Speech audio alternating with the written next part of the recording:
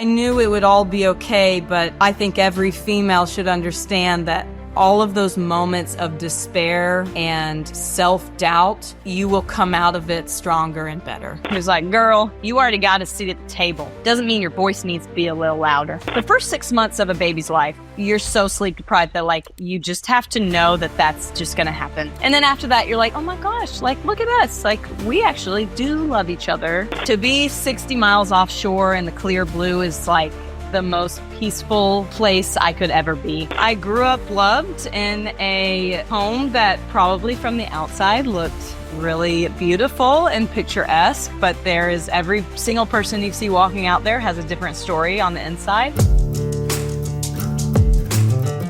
I am here with, we always call you Britt, but do you go by Brittany? Okay, Britt So I go by Britt now, but yes, my name is Brittany. Yep. Okay. Did the guys nickname you that in the office, or did that come with sports, or? So I grew up always being called by my last name when I played soccer. It was either B or Beaumont. And that was all the way until I graduated college. And then I started the real world. And I hated when people call me Brittany because it was like just such a foreign thing to me to be called by my real name. And so I just started signing my emails with Britt. And then everyone just started calling me Britt. And I was like, okay, I like this. I like the little bit, I got to keep the informal part of that, time of my life. I love and when carried on. Names or shorter versions just come naturally, right? Like it wasn't like you grew up, okay, for me, I always got called Red, and it pissed me off all the time because I just felt like I got characterized or stereotyped into the redhead and all this. And I'm like, I don't just go up and call you like, Baldy, like why are you doing all that? So anyway, I love when we get to kind of pick our nicknames and they for sure to us versus others. So, So I was reading a little bit of your intake form that you filled out, and I did not know all of this about you, and I can't wait. This is the part that I love about the podcast. And the reason why I got started with it is because there's just so many of us that are walking around day to day down the streets and have such incredible stories. And I just love it. And I just want to tell as many as I possibly can. But we know each other from Sorinex. Yep. And I met you. Many years now.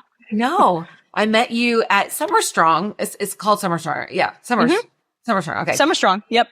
Don like wrestled me down there one day and he was like, you're just going to love Britt. And I was like, okay. I was like, at least there's going to be a girl there. And I didn't know what I was walking into.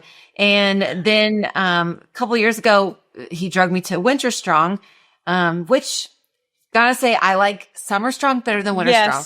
Okay. Yep. Very different beasts between the two. Yes. And I call myself maybe a tomboy, but the girls that showed up to Winter Strong, they're just all like, it's a different breed. Hardcore and different. Yeah. And I was like, I don't know. I'm not saying I didn't fit in, but I was like, I'm the one that's not jive. I'm the one that's the different one in this crowd, but again, everyone always welcomes you. And no matter what you think someone looks on the outside, their inner is always so, caring and loving and all that. But so tell me, I always love going to growing up, like your story. Yep. And who you were as a kid. And you kind of have a little different on this. So I'm curious to see how this is the story. Yes. Well, first I'm going to respond with you. When I did that intake form, I've only done like a couple podcasts before, but I've learned when people send you that to give teeny pieces because like you don't remember or know what they know about you. And if you're willing to talk about it, like just throw all the notes in there, Yeah. So it is, oh gosh, I grew up in Conyers, Georgia, which is like a small town in southeast Atlanta. And, played soccer my whole life. I will throw out that I was adopted. So I guess technically I was born in Durham, North Carolina. And then the adoption was a private adoption taking place before I was born. And I had an older brother who's also adopted, but we weren't biological. And we were about 4.5, 5 years apart. But yeah, I mean, I grew up loved and in a home that probably from the outside looked really beautiful and picturesque, but there is every single person you see walking out there has a different story on the inside. And yeah, so I'll do a quick brief of growing up in Conyers, played soccer, went to Clemson, played soccer at Clemson, met my husband there, and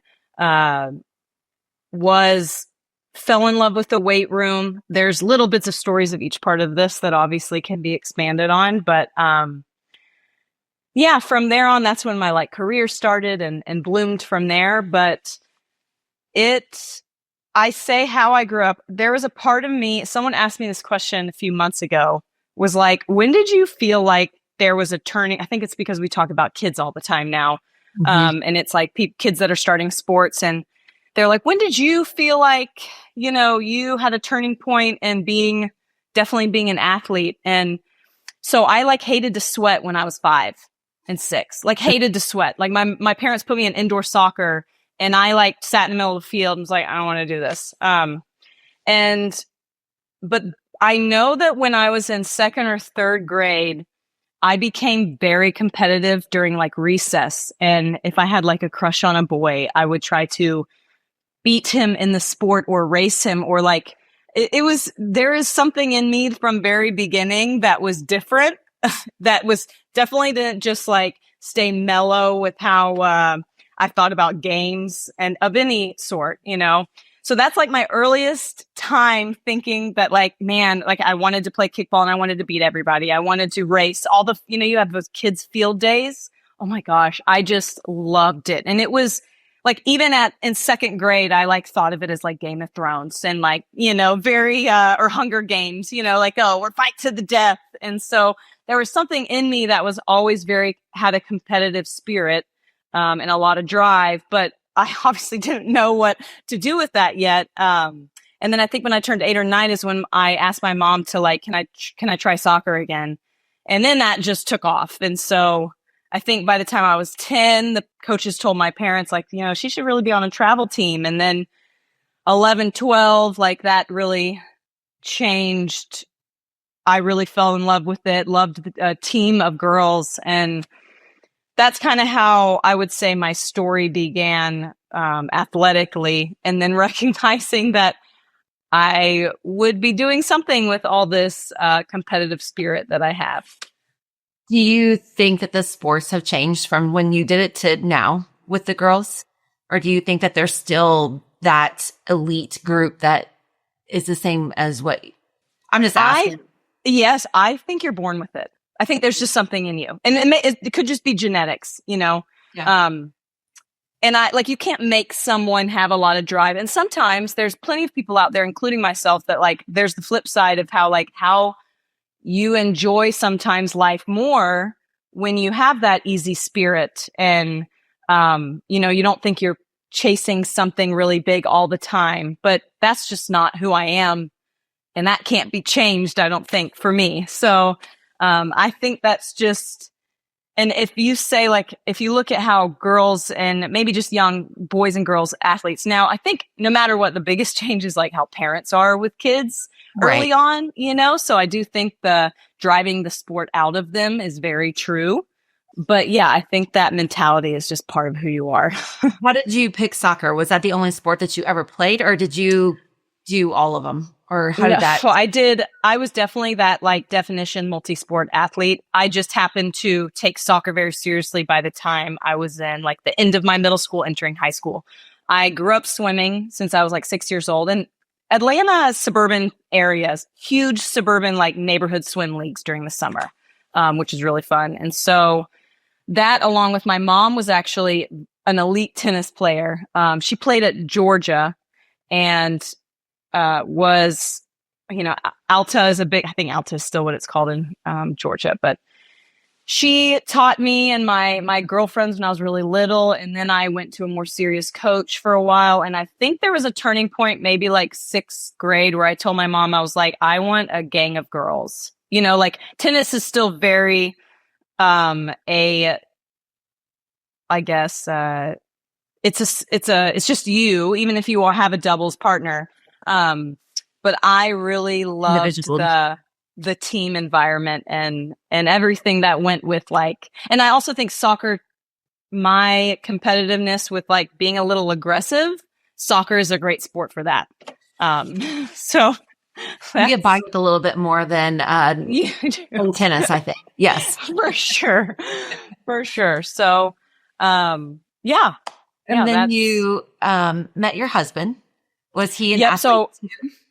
So he actually worked with sports med at Clemson for Clemson football. Well, I guess Clemson athletics altogether. But he also ran the Gatorade camps for our athletic department, which is a very big deal for D1 schools during those summer camps, because like Gatorade does, they basically hand over this full blown like business structure for whoever is assigned it to. So I was around them a lot during the summers because I always stayed and trained with D-Love and whoever other players were there and worked camps. I was a lifeguard. I did all odds, and ends during the summer just to be able to stay there and not go home.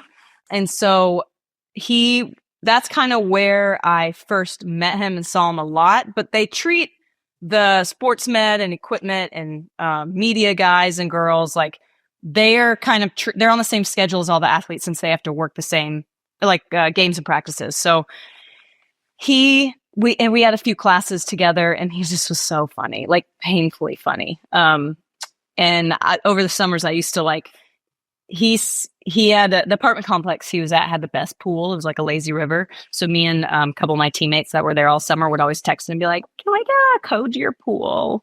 And it started there. It started with the pool code, and then it turned into we had a class that fall, and then we had a project together. And I was like, it's kind of funny, and he's kind of cute. It's all lining up.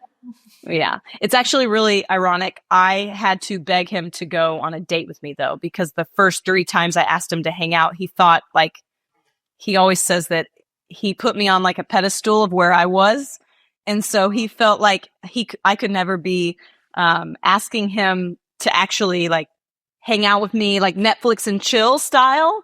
Ooh. So I asked him to carve a pumpkin, and he couldn't come, and I'm like, a college girl's asking me to come carve a pumpkin with her roommates, like, take a hint. I had a flat tire. He, like a couple weeks later, and I asked him to come help me, and he was like, side note, I had one of my best friends and teammates, her boyfriend played baseball, and he had gone pro, and then they always come back during the off season and hang out and train. So he basically lived with us our last couple years. And his response to me was like, "Doesn't Spencer live there? Like, you should, he can, what's he doing? He can probably help you." And I'm like, this guy just doesn't understand, is so clueless. And then finally the 3rd time when I was about to write him off, I guess his roommates were like, he told his roommates what I said to ask him, like, come watch a movie with me. And his first response was like, I have a test tomorrow. I have to study. And his roommates were like, "No, you have to go. She's never going to talk to you." So that's how it started. And then it just went on from there. And that was my junior, senior year. So, I mean, we've technically been together for a long time at this point. Mm-hmm. So you didn't get married like right out of college then? Oh no. I moved to Northeast Atlanta with my first job. I might have met y'all.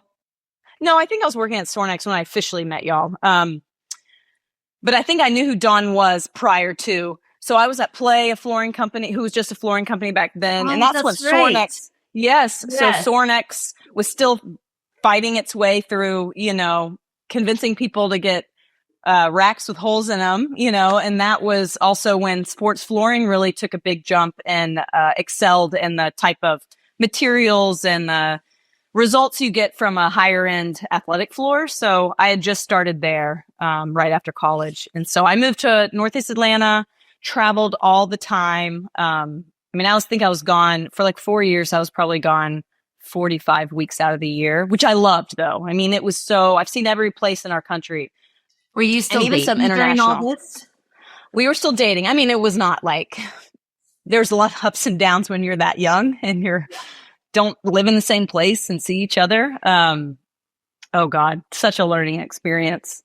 And then it was also kind of crazy. I can honestly say that was still a time where like I'm a girl, a young female in a in a very male, it's not the same anymore, but a very male dominated industry, especially even on the vendor side. There weren't that many females working in any, within any company on the S&C side. So it was a very like us being that 23-year-old, 24-year-old, like working, like he doesn't understand what I'm doing, or it doesn't make sense. I'm gone all the time. I'm like factory. Yeah. Yes. I'm like, that is the right way to put it, but it is true, So yeah, we definitely had so many years of young, typical growth in a relationship. And we never felt like rushed to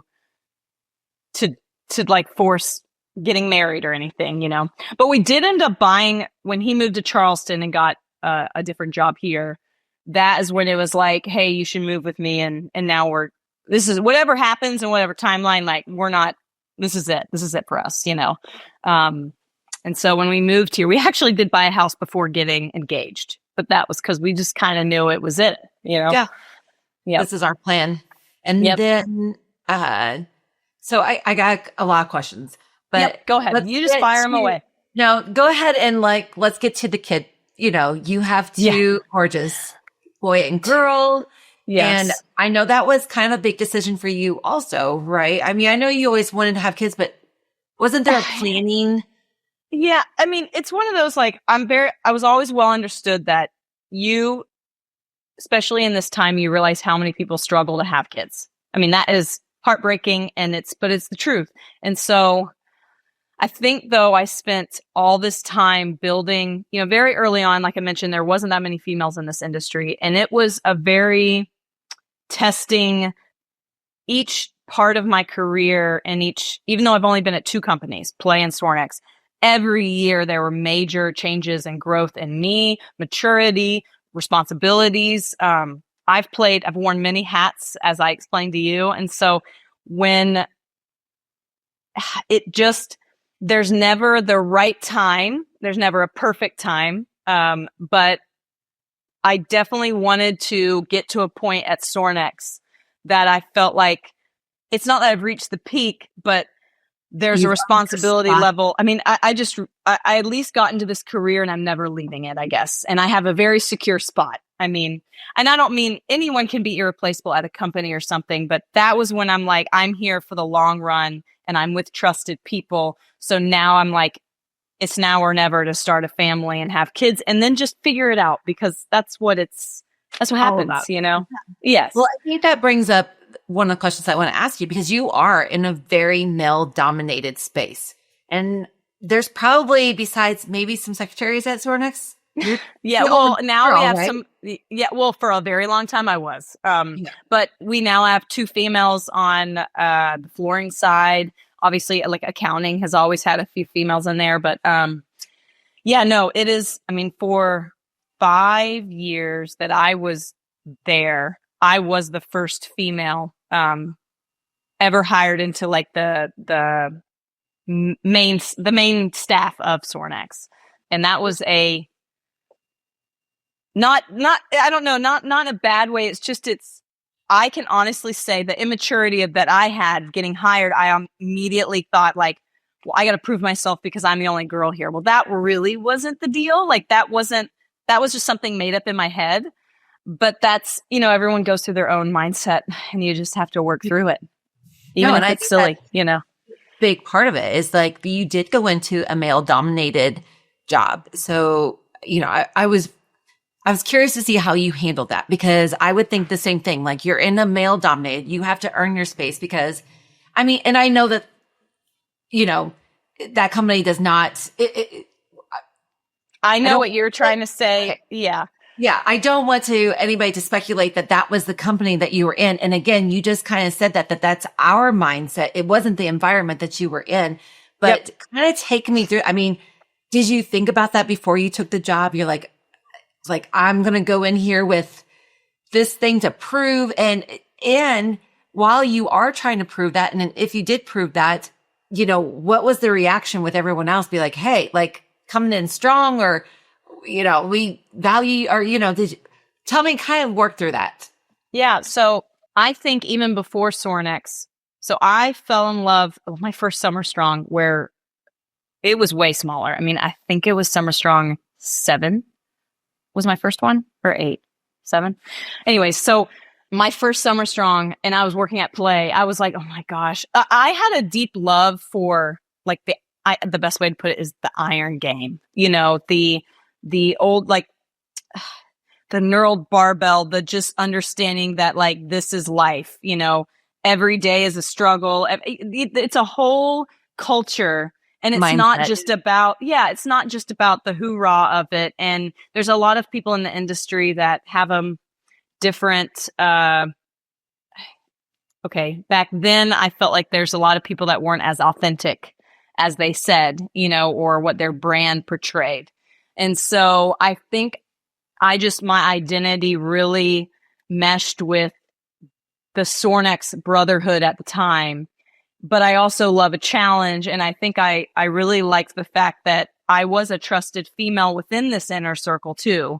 And so entering into that space was exciting and I loved it. It just, when I actually got asked to be a part of the team, it was very internal with like, okay, well now when I'm there, I actually have to prove myself. Well, I had already proven myself in general, and it didn't have to be the job. Yeah. Like it didn't have anything to do with being a female or a male. It was just like being one with the team, you know, and fitting in the way that Bert sees all of our staff. I mean, we all have our like Swiss Army knives in a way, and we all have our strengths and weaknesses. And, you know, I just fit into this puzzle of who Sorinex is.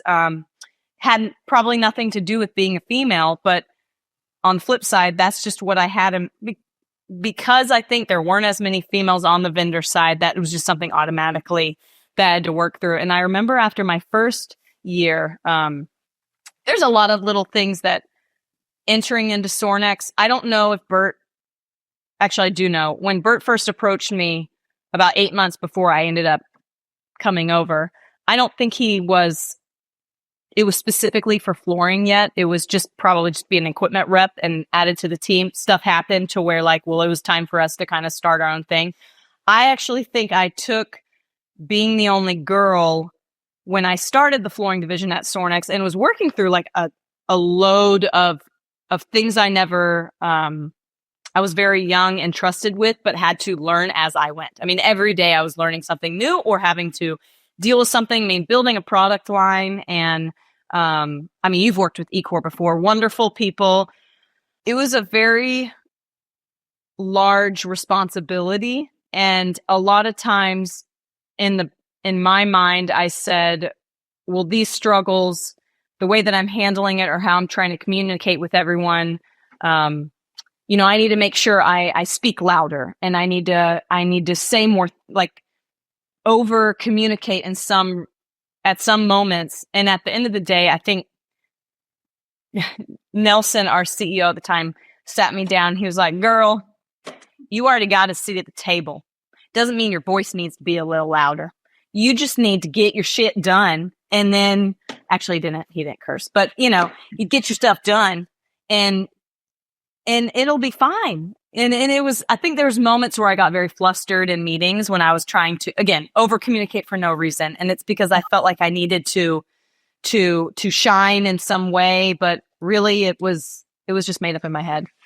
So well, that's exactly what I was going to say, is that I'm not saying that there is a female and male dominant, you know, and everyone always asks me because a CEO is usually pretty male dominant. Mm-hmm. And they asked me the same thing. And I was like, I think the biggest thing that females do is that we create our own stories in our heads of how the situation is going to go. Yes. And again, all of those dudes around you, like you were, again, like what he just said, like you're creating this story. We're not playing the roles that you're creating for us. And so you can just chill a little bit, you know? And I do think that sometimes, I'm not saying all the time, but sometimes we do create our own problems in those environments because of the stories that we are creating in our heads. And again, I'm not saying everything out there that is a story that we've created. That I know that there is situations out there, but I really do think that you were kind of the pioneer for Sorinex to bring the females into the events that you were having. I think when, I felt more comfortable going into that world with Don, when he invited me, because I knew that there was you on their team and you were going to be like one of the girls on that. So I do think that, I've always respected you in that world. And Thank you.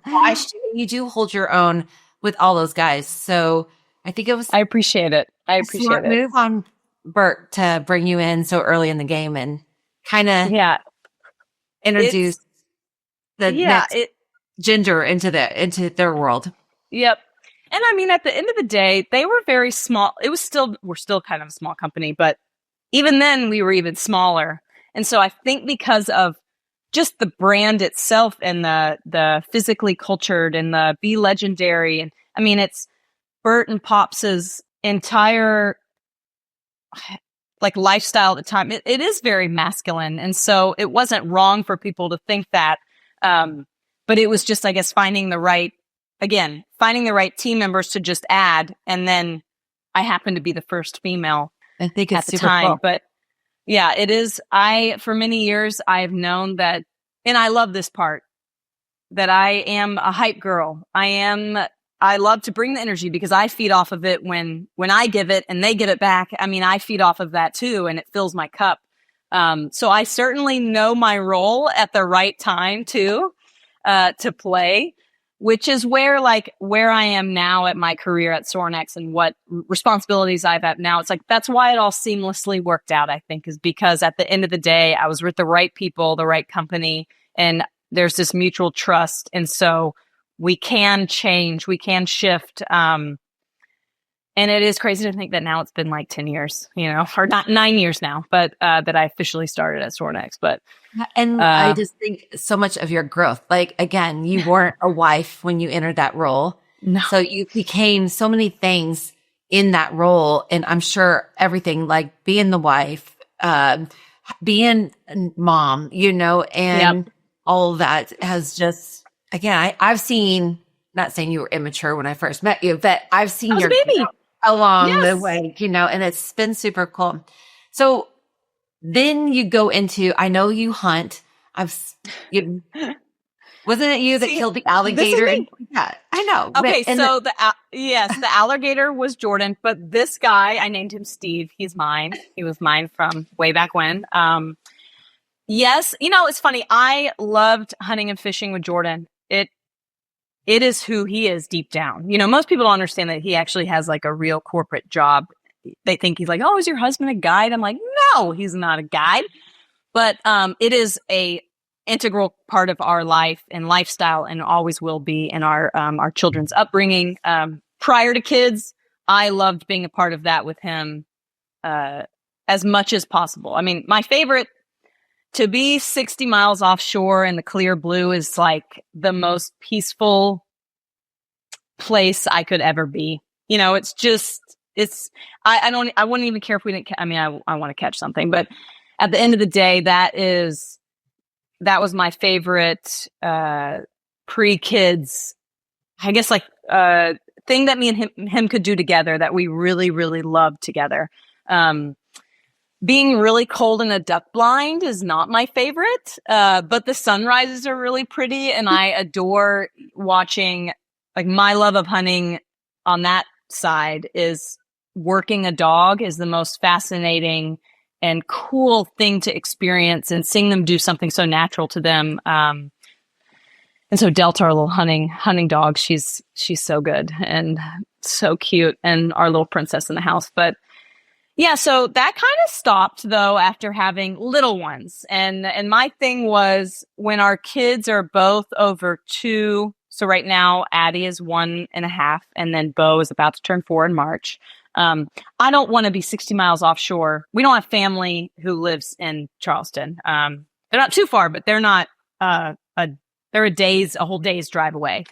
So, I got to be way more responsible when it comes to, like, if he's 60 miles offshore, like, I don't want to be there and there's some emergency happen. Now, when they get a little older, that's different. And, I might fish again in the next couple of years, and then they'll be old enough to maybe go with us for the whole day. So, but hunting, oh my gosh, it was I loved it, but it is, Jordan is holding on to that now, and I'm staying warm in bed and waking up with the kids in the morning and just doing our thing while he gets to do his sometimes. So, Well, and I think that's very cool too, because I think I remember being the mom and felt so much resentment towards my ex-husband at the time, because I felt like as a mother, we were a 1,000-piece jigsaw puzzle, and someone like threw the puzzle up in the air. And then as a new mom, you're trying to find the four corners to start your outer border, and just everything is a freaking mess. And it is. Your hormones are going everywhere. And so you already have an imbalance in your mindset about stuff too. So, the I did anything is insane. I can second that. The hunting part, it really only the first 6 months of a baby's life, you're so sleep deprived that like, you just have to know that that's just going to happen. And then after that, you're like, oh my gosh, like, look at us. Like, we actually do love each other. I think a little bit still, and then training for me is my therapy. And I think Jordan even knows that if I went, I'm very understanding of the ebb and flow. I'm not a freak. I'm not trying to train every single day, 7 days a week by any means. But there came a time where like postpartum, I'm like, I'm ready. And if I don't, I'm mentally going to break down, and I'm going to be the worst for all of y'all. And so Jordan knows that's who I am. And so when the time came, I was like, I need to be more consistent. He's like, we'll make it work, And so that's how I keep my sanity. And that's how all these trips that he takes during hunting season. I mean, it's okay. I know that's he gets that 4 months out of the year where I get to train. This is how I look at it. Like, my mental stability is based on my training schedule and just getting that endorphin burst. I mean, it could be a 20-minute workout in my garage that my kids are also absolutely tearing up. And oh my gosh, Bo's been drilling nails into his own play set in terrible places. And I'm like, it doesn't matter. I don't care. I just need to get this. And it's like, it resets my body and my mind. And like Jordan, he gets these 4 months to keep that's his, like the song Saltwater Gospel, like that's his church. And this is my church. Training is my church. And it doesn't take as much. It's like little bits throughout the whole year, every week, where his is, he gets the big load during just a certain seasons, So I don't really, that's how we balance that resentment, because it is true and it can happen. And it also sucks that we have to get wrinkly, our titties get saggy, and then our skin is all effed up, and then they just like don't deal with it, and there's a little resentment from that too, because you're like, my whole life has to change because of having babies and trying to make the world a better place. Here we are, one infant at a time, which I was perfectly fine, beforehand. And they just keep going along their daily lives. And I know, but I'm not saying it's not both of your responsibility, but it's a mom. Like, the moms just take on so much more. And that's right. 1,000%. My daughter's getting ready to have, her first baby too. So I'll be a grandma here shortly. I know. And so exciting. It's exciting. And then I'm just like, okay, like, if you take anything from me, like, you just have to be communicative, and don't feel like the whole world just landed on your shoulders. You do have a spouse with this, but they don't know unless you're communicating to it. So whether it's leaving Post-it notes because they forget what you told them, or something, I was like, but communication is going to be your key to get through this year, with a new one. Especially he's a medical resident, so he's going to be gone as much as, traveling as much as you guys do too. So it's going to be hard, but I always say, and Jordan's the one who actually said this to a friend. And I was like, that's 1,000% right. So after Bo, our first, I was trying to still get back to some version of the Brittany before a kid.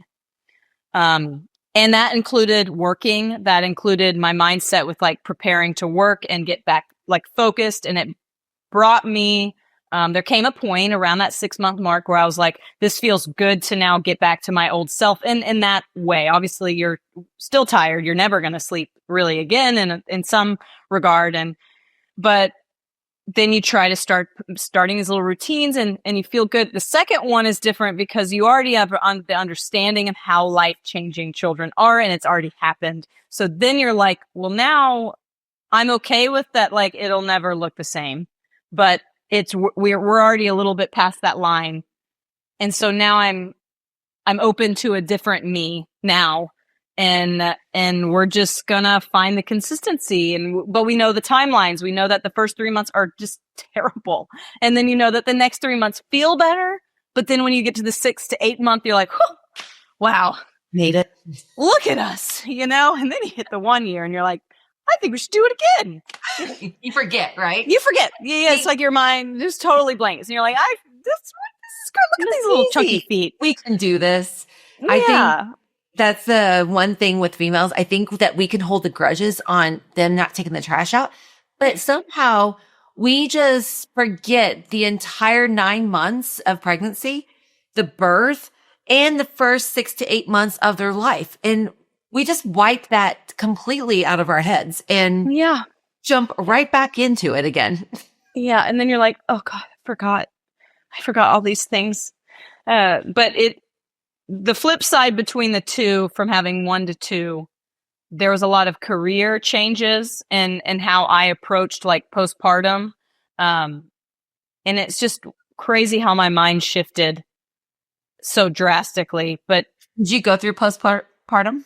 No, I didn't have any postpartum depression. Maybe it's because of the experiences in my life growing up with my brother and my dad and the knee injury. I mean, all these things that led to my adulthood that I'm at, let's say prior to like 26 years old, or it prepared me, that they say you have to get uncomfortable to grow. That's the truth. That's why athletes still carry on a certain lifestyle as they get older. That's why, you are someone to me who is very inspiring, and,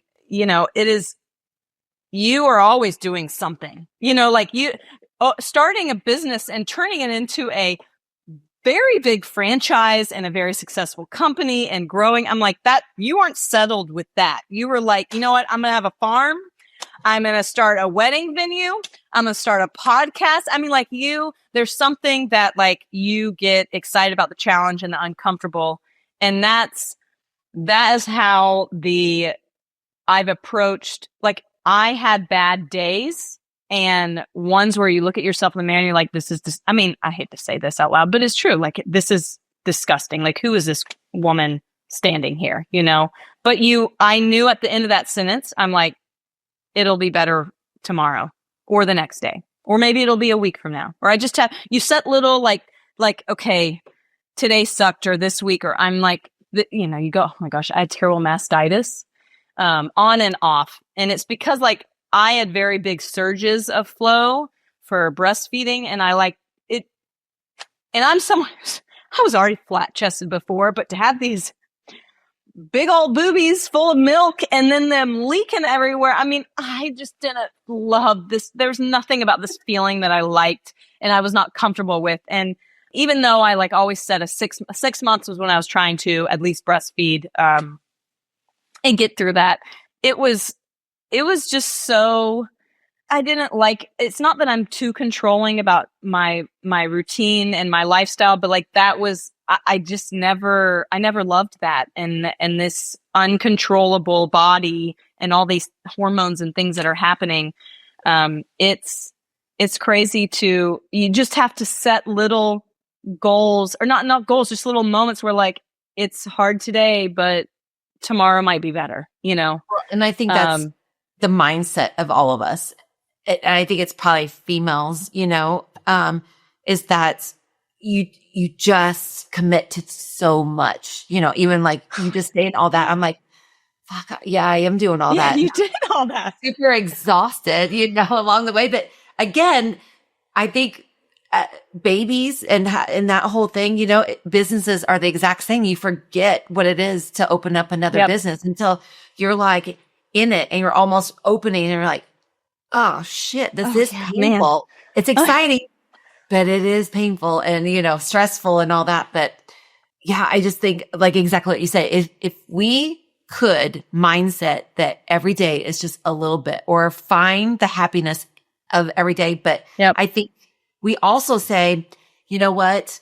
I'll get my body back when he turns 2. I'm going to be in the best shape of my life when he turns 2. But we forget like how we're progressing for 2 years, 24 months. We put that. And then when he turns 2, you're like, well, now you're getting ready to have another baby. Right. And so you're like, okay, all right. I got it all together when she's born and he's 3, and we're sleep deprived. And then we beat ourselves up and you're like, ain't happening. I promised myself and now I can't stick to goals and I've lost all control and like we just spiral. So I think what you said was perfect. Like every day. Yep. Every day. And then you get yesterday. I'll never forget my first year at Sorinex. This was like 3 or 4 months in. And you have to keep in mind that when I started and I took the workload of like this flooring beast for Sorinex, I was really just a sales rep before. So like the logistics, the project management, I mean, I was learning while we were in the midst of very large scale projects that I am doing. And so it was, my first 2 years were so dramatically changing every month. And I cried all the time. Because it was just like every time you thought something was going good. I remember the ice storm in Texas or something that shut down like so many parts of the U.S., like things that were coming out because of, I think it's like where polyurethane is like made based on the oil. Like, yes. There was just so much aftermath from that I cried so much because I had to basically call everybody for weeks, and it was just bad news. It was always bad news. I was like, it's not going to happen. Everything's like nothing can be made, and this was like rubber flooring. This athletic flooring can't be made without this one thing that comes out of Texas, and it was really wild. And so my point is, Josh Dobby. I remember Josh Dobby sat me down. He was like, if it were easy, everybody would do it. But not everyone's doing it. And you're going to do it. You're going to get through it. And that's badass. And you're going to look back on this and it's going to be a big moment that you grew from. But if it were easy, everyone would do it. And that's kind of where I just was like, yeah. And then now I look back on those terrible struggles and all those tears and what the relationships with coaches that came out of just constant, honest conversations that was good and bad news. And you realize what type of maturity comes out of it. And then you realize how you can handle, having babies and the struggles between, a husband and a wife when you both haven't slept at all. And then you have babies, and then your work life ends up being easier because you care. The little stuff doesn't matter anymore. Like the old Brittany that was young and immature who was trying to deal with like, am I doing everything I need to for the team? Do I need to speak louder? Does everyone all those crazy things I made up in my head. I don't even think about them anymore. You have a kid and you're like, I'm too tired to stress over it. But then you aren't tired anymore. And then you realize that was all just little things that stressed us out for no reason. So it is funny how you also just mature after children, and it puts a real reality in what's important and what's not important, I think kids do that for you. Yeah. I remember talking to coaches and they were, once you have a baby, then everyone talks about, how are you? What do you do? Do you feel okay? And I'm like, Coach, I thought we were coming to install like a weight room right now. You don't have to ask me. They're like, no, but because like once they know what their wife went through, they've had kids. And so now everyone's in this big, like, it's a way different trust and relationship when you are parents among other parents, I agree. Well, what I find so great about women is that, we can wear so many hats. You can be the athlete. You can be the hunter. You can be the wife. You can be the mom, be cinnamon and all your energy. So to kind of sum up the whole podcast, tell me what you tell maybe your younger self or the girl that's listening to this right now that is thinking about all these things to do with their life. Oh, it'll all work out. And every trial, given from God above, or every I hate to say traumatic event, because it was meant to be you to be given that workload, and you will be better after it. You will to be going through whatever experience that is all those trials and tribulations. And I think I knew it maybe early on because of the stuff with my brother and my knee and college, blowing out my knee, all of the experiences with that, and my dad's cancer. I knew it would all be okay, but I think every female should understand that all of those moments of despair and self-doubt, you will come out of it stronger and better, And if we didn't have that, then we wouldn't understand how beautiful those moments are. So there is a reason you are at your lowest low at these moments. There's a reason, we only have the highest highs because of those lowest lows.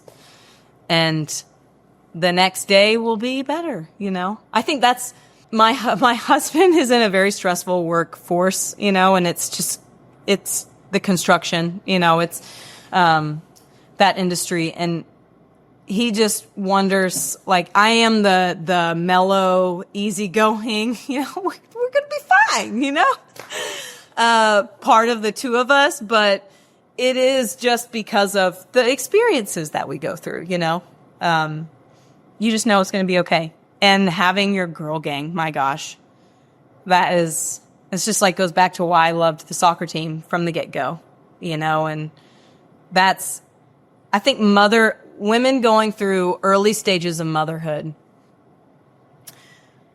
you have to have your girl or two girls, or maybe it's a mom crew, maybe it's just your best friends that you get to just let it all out. You get to cry or get pissed off, or just have those calls where you're not even sure who's listening, and you're just, blurting it all out there, and you're on a walk, or you have to have those people that you trust, because the flip side of keeping it all in, you got to let it out, So. Agree, totally. Yeah. It's the girl gangs. Well, I love you. Love you, and I can't wait to see the next part of this journey. Yes, it is. Oh gosh, we've got I've got the education stuff with Sorinex now, which really fills my cup now that I'm not an outside rep traveling all the time and being with the coaches on that front. And I'm also trying to find the balance still within. I had a small minor tear in my knee, lateral medial meniscus a few months ago, and this is the first time since college that I've had a major re-injury to that knee. And so again, it was just another thing where for a few weeks I could barely walk, and I'm this is not me.